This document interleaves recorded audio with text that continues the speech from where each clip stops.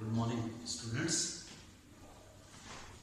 इक्विसिस्टम हमने ख़त्म किया था पिछले टर्म पे, और इक्विसिस्टम से रिलेटेड जो असाइनमेंट्स थे, जो क्वेश्चंस जो पूछे जाते हैं, छोटे वाले, वन वर्ड वाले, डेफिनेशंस, शॉर्ट आंसर और लॉन्ग आंसर्स वाले, वो हमने सारे पिछले लेक्चर में डिस्कस कर लिए। आज हम एक और अगला मेंबर अपना डिस्कस करेंगे जो हमारे कोर्स में है, और उस मेंबर का नाम है मार्शिलिया।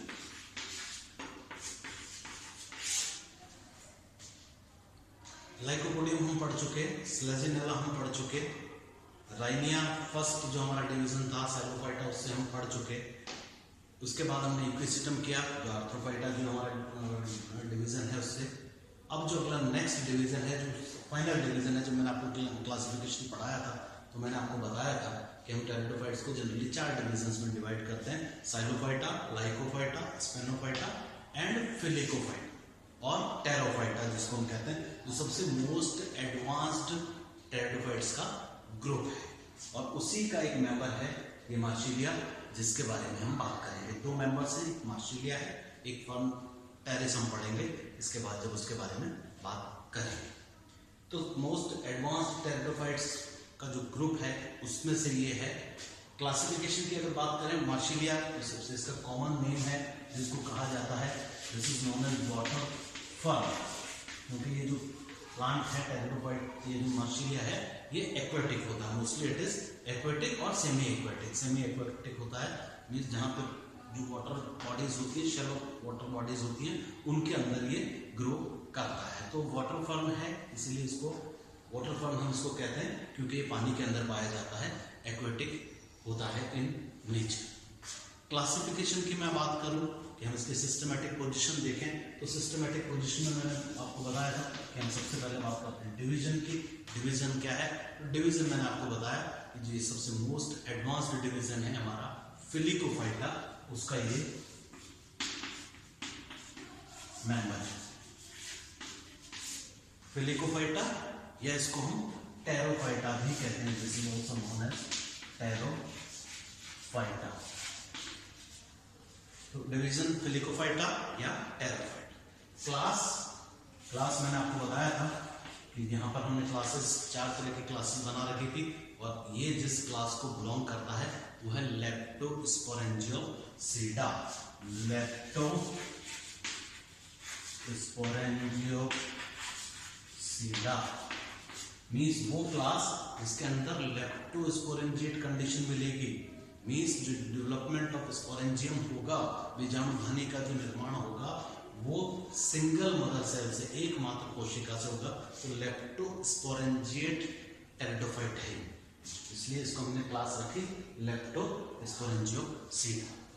ऑर्डर कोर्स मार्शिलियस और जीनस मार्शिलिया। जीनस क्या होगा? वो होगा मार्शिलिया। तो सिस्टमैटिक पोजीशन की अगर हम बात करें, तो सिस्टमैटिक पोजीशन में हमको जो याद रखना है, वो याद ये रखना है कि फिलिकोफाइटा या टेरोफाइटा जो हमारा डिवीजन है उसका मेंबर है, उसमें भी लेप्टोस्पोरेंजियोसीडा क्लास को बिलोंग करता है, और ऑर्डर क्या होगा? मार्शिलियस। फैमिली इसकी मार्शिलियसी होती है, लेकिन फैमिली चूंकि हमारे कोर्स में नहीं है तो हम उसकी बात नहीं करते। तो मार्शिलियसी फैमिली का ये मेंबर है, और मार्शिलियसी फैमिली जो होती है उसमें 3 मेंबर होते हैं बेसिकली। मार्शिलिया है, एक होता है रेग्नेलिडियम और एक होता है पिल्लोलेरियम। मैंने आपको जब टेरिडोफाइट्स पढ़ाए थे तो मैंने आपको बताया था कि सिर्फ 9 टेरिडोफाइट्स हैं जो विषम बीजाणु होते हैं। उसमें मैंने आपको जब नाम बताए थे 9 के, तो मैंने आपको बताया था कि रेग्नेलिडियम और पिल्लोलेरिया, हाँ हमने वो नाम सुने थे, जो क्या है बेसिकली हेटेरोस्पोरस टेरिडोफाइट है। तो ये तीनों मार्शिलियसी फैमिली को बिलोंग करते हैं, और उसमें से एक मेंबर जो हमारे कोर्स में है, जिसके बारे में हम बात करते हैं, वो है मार्शिलिया। तो मार्शिलियस ऑर्डर है और जीनस होगा मार्शिलिया। तो सिस्टमैटिक पोजीशन एग्जाम में जनरली इसके वन वर्ड आंसर जब हम पढ़ते हैं या क्वेश्चन पूछा जाता है, तो डिवीजन पूछ लिया जाता है, क्लास पूछ ली जाती है कि कौन सी क्लास को बिलोंग करता है, तो उसके बारे में हमको ध्यान रखना चाहिए। कहाँ मिलता है? लगभग पूरे वर्ल्ड में मिलता है, पूरे वर्ल्ड में इसका है, लेकिन ट्रॉपिकल अफ्रीका और ऑस्ट्रेलिया यहाँ इसका जो डिस्ट्रीब्यूशन है वो थोड़ा ज़्यादा है, वहाँ पर ये ज़्यादा बहुतायत से मिलता है। वर्ल्ड वाइड लगभग 53 स्पीशीज इसकी आज तक रिपोर्टेड है, पाई जाती हैं, जो अब तक रिपोर्टेड है, वर्ल्ड वाइड जो है वो मिलती है। उसके अलावा ये लिविंग स्पीशीज तो हैं, उसके साथ इसकी तकरीबन हमारे पास 10 फॉसिल स्पीशीज भी अवेलेबल हैं। इसका मतलब ये हुआ कि जो फॉसिल फॉर्म में जो है जो स्पीशीज अब नहीं मिलती हैं, किसी जमाने में यहाँ मिला करती थी, वो भी पाई जाती हैं। तो लगभग 53 लिविंग स्पीशीज और 10 फॉसिल स्पीशीज द्वारा ये वर्ल्ड वाइड रिपोर्टेड है, रिप्रेजेंट करता है। इन 53 स्पीशीज में हमारे इंडिया में इसकी लगभग 9 स्पीशीज आज की डेट तक रिपोर्टेड हैं। आउट ऑफ दिस 53, 9 स्पीशीज हमारे पास इंडिया में रिपोर्टेड हैं। और जो सबसे खास बात यह है कि जो इंडिया में स्पीशीज मिलती हैं वो एक्वेटिक तो है ही हैं, उसके साथ साथ आपको कुछ जीरोफिटिक कंडीशंस में ग्रो करने वाली स्पीशीज भी मिलेगी। मीन्स ऐसी कंडीशंस जो थोड़ा सा हार्श कंडीशंस होंगी, वहां पर भी पानी सूख जाता है और उसके बाद भी ये ग्रो करता है। तो वैसे भी सेमी एक्वेटिक होता है, तो पानी सूख जाएगा, उसी के बाद स्पोर प्रोड्यूसिंग ऑर्गन का फॉर्मेशन होगा। तो मार्सिलिया माइन्यूटा, मार्सिलिया राजस्थानियंसिस, ये राजस्थान से रिपोर्टेड है, इसलिए इसका नाम रखा हमने राजस्थानियंसिस। और ये जीरोफिटिक कंडीशंस में भी ग्रो करने वाली स्पीशीज है। मार्सिलिया एजिप्टियाका,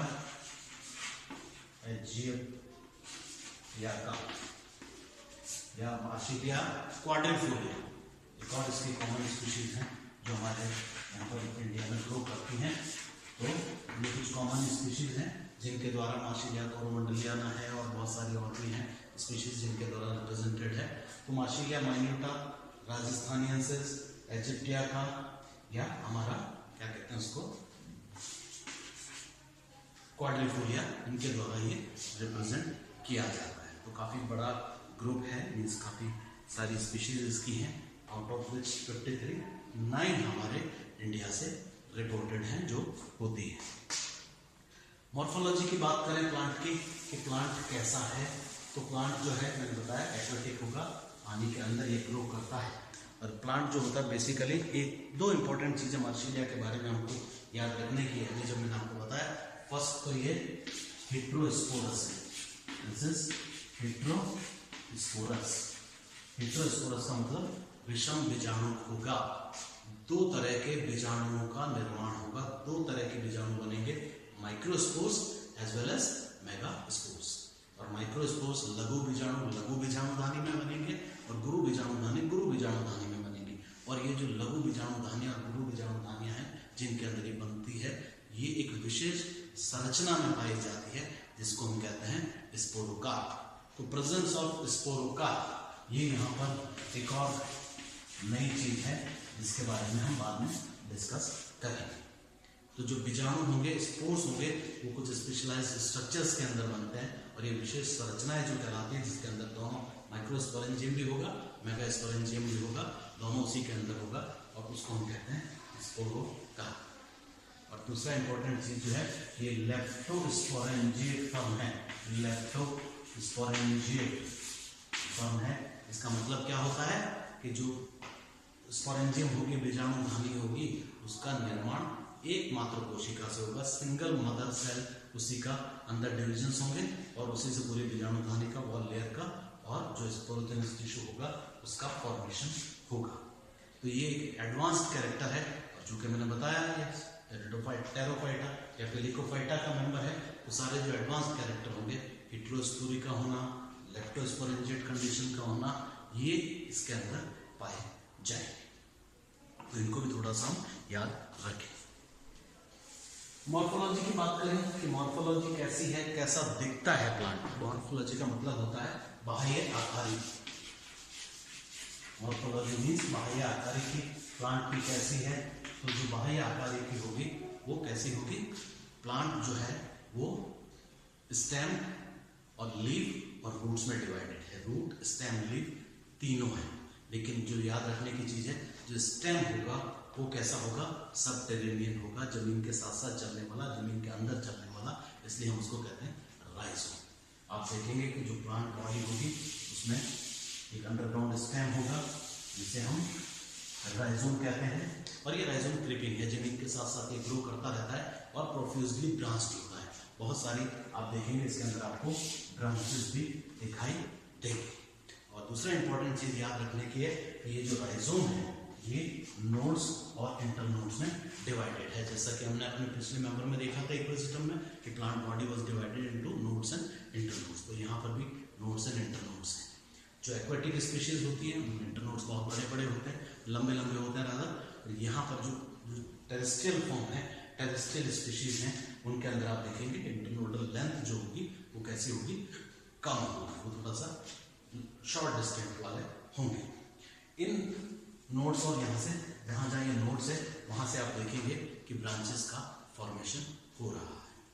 तो और इन नोड्स के नीचे से यहाँ से आप देखेंगे आपको क्या दिखाई देगी, रूट्स का ओरिजिन दिखाई देगा, रूट्स दिखाई देगी, प्रेजेंट होगी। ज्यादातर स्पीशीज में नोडल रीजन से ही रूट्स का अराइज होगा, और ये रूट्स कैसी हैं, एडवेंटिशियस रूट्स। एडवेंटिशियस रूट्स का क्या मतलब होता है, अपस्थानिक जड़ें, वो जड़ें जो कि प्लांट के रेडिकल के अलावा कहीं से भी ओरिजिनेट जब होती है। मैंने आपको बताया था टेरिडोफाइट्स के अंदर जो फर्स्ट फॉर्म्ड रूट होता है वो तो टेप रूट होता है, लेकिन ये टेप रूट बहुत एफिमेरल होता है। एफिमेरल मीन्स बहुत जल्दी खत्म हो जाता है, और उसकी जगह पर क्या होता है, एडवेंटिशियस जड़ें आ जाती हैं। तो जो रूट्स होंगी वो कैसी होंगी, एडवेंटिशियस रूट्स होंगी। और एडवेंटिशियस रूट ज्यादातर नोडल रीजन से निकलती है, लेकिन कुछ स्पीशीज के अंदर इंटरनोडल रीजन से भी निकलेगी, इवन कुछ में लेटरल रूट्स का फॉर्मेशन भी होता है, लेकिन ज्यादातर में ये नोडल रीजन से निकलेगी। और ये जो अंडरग्राउंड स्टेम है, इस अंडरग्राउंड स्टेम को कहते हैं राइजोम, और ये राइजोम बहुत लंबा ग्रो करता है, बहुत दूर तक ग्रो करता है, और आप देखेंगे चारों तरफ ये पूरा एक चाल के रूप में फैल जाता है, इवन मीटर्स में लंबा आपको राइजोम दिखाई देगा। तो जमीन के साथ साथ साथ साथ ये ग्रो करता रहता है, और चारों तरफ फिर आप देखेंगे जहाँ जहाँ नोडल रीजन है वहाँ से फिर क्या होगा, अपराइट लीव्स का फॉर्मेशन होगा ऊपर की तरफ। इस स्टेम से नीचे तो रूट्स बन गई, और ऊपर क्या बनेगी, लीव्स का फॉर्मेशन होगा। ये जो लीव्स हैं ये क्या है, पीटियोलेटेड है। पीटियोलेटेड लीव्स का मतलब होगा कि लंबा सा पीटियोल होगा, और उसके ऊपर जाके लीफ का फॉर्मेशन होगा। तो ये होगा पीटियोल, और ऊपर जाके लीफ का फॉर्मेशन होगा। और लीफ कैसी है, लीफ कंपाउंड लीफ है। आप देखेंगे जो हमारी लीफ है वो एक्चुअली 4 पार्ट्स में डिवाइडेड है, 4 लीफलेट्स में डिवाइडेड है। तो यहाँ पर कंपाउंड लीफ और जो कि 4 पार्ट्स में डिवाइडेड है, आपको इस तरह की लीव्स दिखाई देंगी। तो ये एक्चुअली लीफ तो एक ही है, लेकिन ये क्या, लीफलेट्स है। 4 लीफलेट्स आपको दिखाई देंगे, 4 लीफ प्लांट इसको इसलिए वो भी हम कह देते हैं, क्योंकि 4 लीफलेट्स यहाँ पर दिखाई देंगे। तो कंपाउंड लीफ है, लेकिन वो और किस तरह की है कि जो हमारी है लीफ 4 लीफलेट्स। तो ज्यादातर स्पीशीज में जो लीफलेट्स का होगा उनका नंबर 4 ही होगा। हालांकि कुछ स्पीशीज के अंदर 3 से लेके 8 तक लीफलेट्स भी रिपोर्टेड हैं, लेकिन मोस्टली जो ज्यादातर टेरिडोफाइट्स हैं, मार्शिलिया की स्पीशीज हैं, उनके अंदर आपको 4 लीफलेट्स दिखाई देंगे। तो यहाँ ऊपर जाके आप देखेंगे आपको 4 लीफलेट्स इस तरह के दिखाई देंगे। तो ऊपर लीव्स का फॉर्मेशन होगा, लॉन्ग पीटियोलेटेड कंपाउंड लीफ जो होगी वो प्रेजेंट होगी। इंपॉर्टेंट चीज जो याद रखने की है कि ये जो लीफ होती है जब वो यंग होती है तो ये सिरसिनेट वर्नेशन शो करती है। सिरसिनेट वर्नेशन, सिरसिनेट वर्नेशन का मतलब होता है कि ये कॉइल्ड फॉर्म में होती है। आप जब देखेंगे यहाँ पर आपको मान लीजिए यहाँ पर हमको कोई दूसरी यंग लीफ दिखाई दे रही, तो वो यंग लीफ ऐसी होगी, लाइक दिस, इस तरह से मुड़ी हुई होगी। जैसे हम एक रस्सी को मोड़ देते हैं पूरा, और फिर धीरे धीरे धीरे धीरे अनकॉइल्ड होती है, खुलती जाती है, और एक बाहर से खुलता जाएगा, और ये फिर ये स्टेट खड़ी होकर पीटियोल बना लेगी, और उस पीटियोल के ऊपर फिर लीफ का फॉर्मेशन हो जाएगा या लीफलेट्स का फॉर्मेशन हो जाएगा। तो फॉर प्रेजेंस ऑफ सिरसिनेट वर्नेशन, ये एक और इम्पॉर्टेंट कैरेक्टरिस्टिक फीचर है मार्शिलिया के अंदर जो इसके लीव्स में पाया जाता है। सिरसिनेट वर्नेशन हमको यहाँ दिखाई देगा। लेटर स्टेजेस में जब पानी सूख जाता है, मैंने आपको बताया था कि they are aquatic shallow ponds होते हैं जो जहाँ पर ग्रो करता है, वहाँ जब पानी सूख जाता है तब जाके यहाँ पर उस स्पोर प्रोड्यूसिंग ऑर्गन का फॉर्मेशन होगा, जिसकी मैंने आपको बात करी थी, मैंने आपको शुरू में बताया था। और उस स्पोर प्रोड्यूसिंग ऑर्गन को हमने क्या कहा था? स्पोरोकार्प। तो लीफ की एक्सेल में आप देखेंगे यहाँ पर आपको बीन शेप्ड स्ट्रक्चर दिखाई देंगे। इस तरह के स्ट्रक्चर्स का फॉर्मेशन होगा, और ये जो बीन शेप्ड स्ट्रक्चर्स हैं ये एक्चुअली वो स्पोरोकार्प हैं जिनके अंदर स्पोर्स का फॉर्मेशन होगा।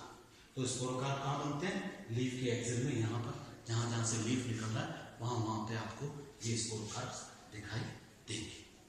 तो जो मॉर्फोलॉजी है प्लांट की, बाह्य आकारिकी में है। जब जिसमें हम देखते हैं तो plant body is divided into root, stem and leaf. Root underground है, स्टेम अंडरग्राउंड है, इसलिए हमने उसको कहा राइजोम। और ये राइजोम क्रीपिंग है, बहुत लंबा दूर तक जाता है, चारों तरफ मैट बना लेता है, बहुत बड़ा मैट का फॉर्मेशन हो जाता है। उससे एडवेंटिशियस रूट्स बनती है नीचे, और ऊपर लॉन्ग वीडियोलिटेड कंपाउंड लीव्स का फॉर्मेशन होता है। और ये जो लीफ होती है ये कैसी होती है? लीफलेट्स में डिवाइडेड है, जिनके नंबर जनरली 4 होता है, और ये अपनी यंग कंडीशन में सेल्सिनेट इवोल्यूशन शो करती है। तो ये इस प्लांट की बाह्य आकारिकी है। अब हम बात करेंगे अबाउट रूट, स्टेम और लीफ की आंतरिक संरचना के बारे में। अगले लेक्चर में जब हम बात करेंगे तो मैं आपको बताऊंगा कि रूट कैसा है, स्टेम कैसा है और लीफ कैसा है, उसके आंतरिक संरचना अगर हम देखें तो हमको कैसे दिखाई देगी।